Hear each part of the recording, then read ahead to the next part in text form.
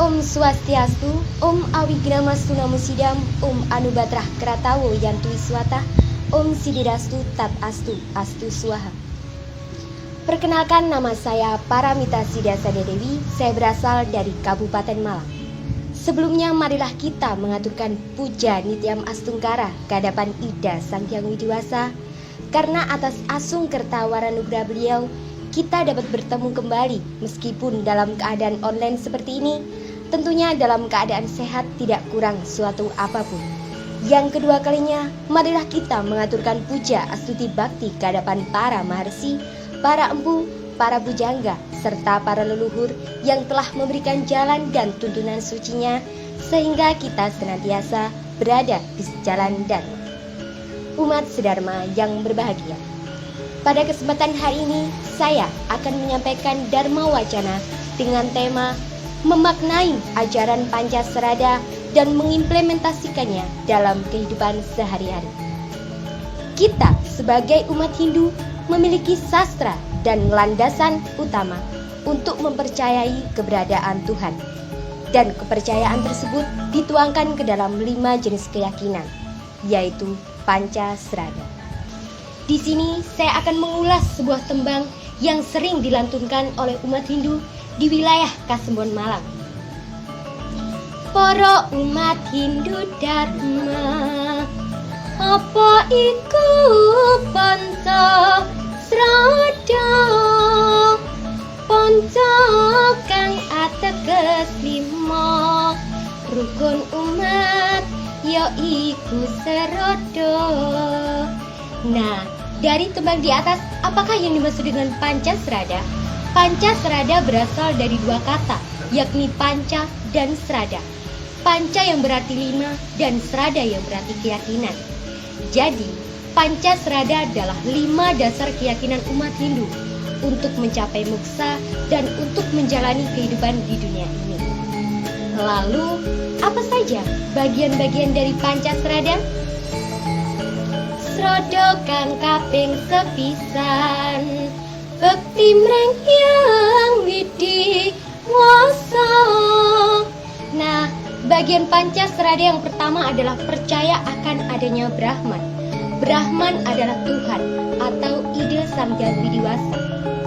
Di dalam bait kedua Trisandya disebutkan Eko Narayana Nadwitya Sikasi, yang artinya Tuhan itu hanya satu dan sama sekali tidak ada duanya. Lantas mengapa banyak orang di luar sana yang menyebut nama Tuhan bukan dengan sebutan Sang Hyang Widi? Hal ini dijelaskan di dalam kitab Upanishad, yakni Ekam Satwiprah Bahudawadanti. Artinya, Tuhan itu hanya satu, namun orang bijaksana menyebutnya dengan berbagai macam nama. Misalnya, ketika Ida Sang Hyang Widiwasa menciptakan alam semesta beserta isinya, maka beliau disebut sebagai Dewa Brahman. Lain halnya ketika Ida Sang Hyang Widiwasa memelihara alam semesta, maka beliau disebut sebagai Dewa Wisnu. Begitu pula ketika Ida Sang Hyang Widiwasa sedang mempralina alam semesta beserta isinya, maka beliau disebut sebagai Dewa Siwa. Itulah yang dimaksud dengan Ekam Satwiprah Bahudawadanti. Untuk contoh sederhananya, saya, Paramita Siddhasada Dewi, ketika saya berada di rumah bersama kedua orang tua saya, maka saya disebut sebagai anak.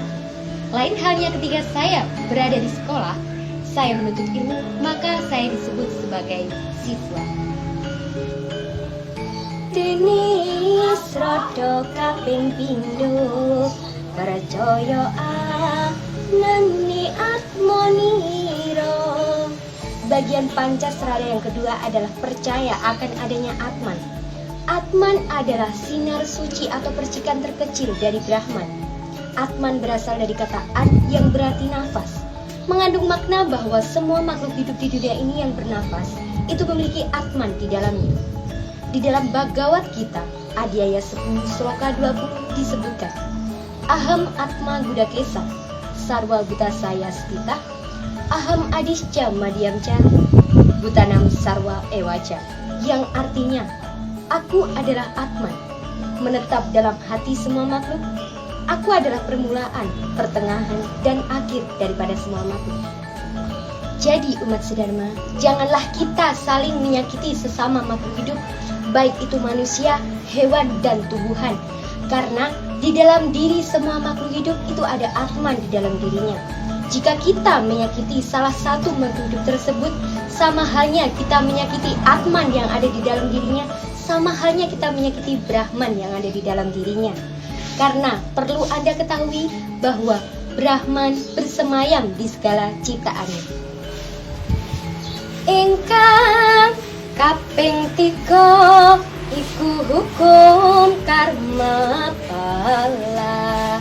Umat sedharma yang berbahagia, bagian Pancasrada yang ketiga adalah percaya akan adanya hukum karma pala. Karma pala berasal dari dua kata, yakni karma dan pala. Karma yang berarti perbuatan dan pala yang berarti hasil. Jadi karma pala adalah hasil dari perbuatan yang kita lakukan.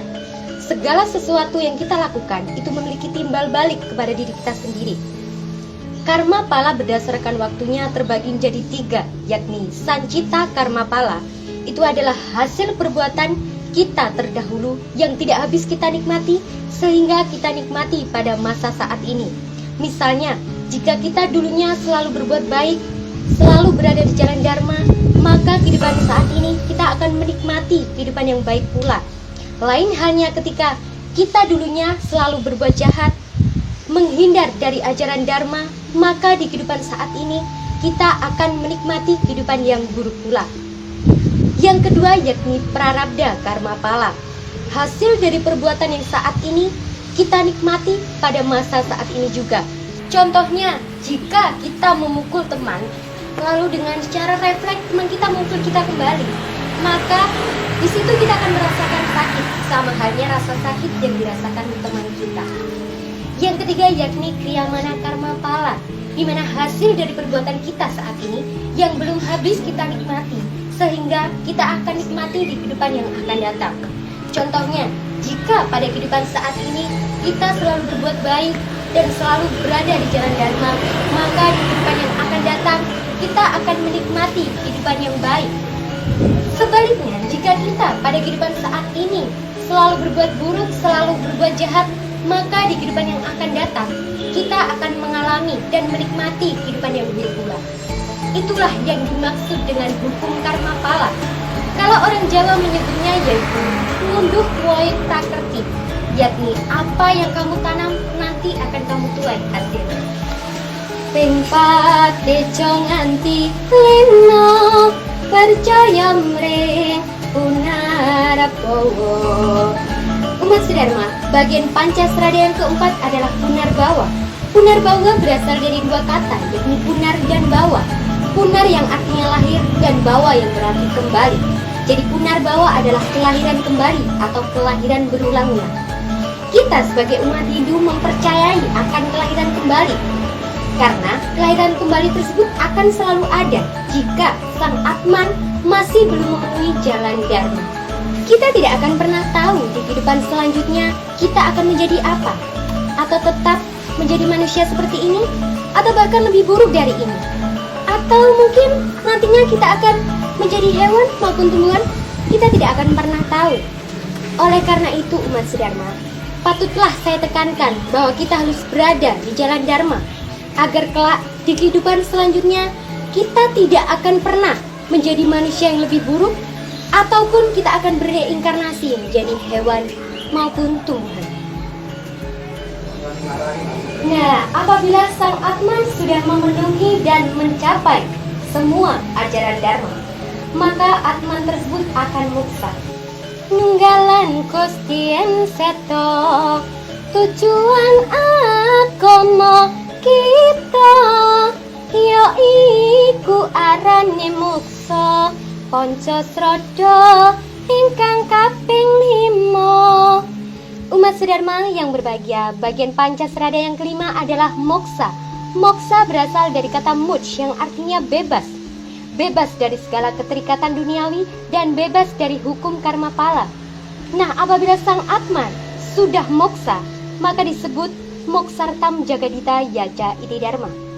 Umat sedharma yang berbahagia, patutlah saya tekankan kembali bahwa kita harus berada di jalan dharma, agar kelak nanti kita bisa moksa, yakni sesuai dengan tujuan umat Hindu, bersatu dengan ide Sang Hyang Widi-Wasa. Umat Sri Dharma yang berbahagia, demikianlah Dharma Wacana dari saya. Apabila ada salah kata maupun tindakan yang kurang berkenan, saya mohon maaf yang sebesar-besarnya. Saya akhiri Paramasanti. Om Santi, Santi, Santi.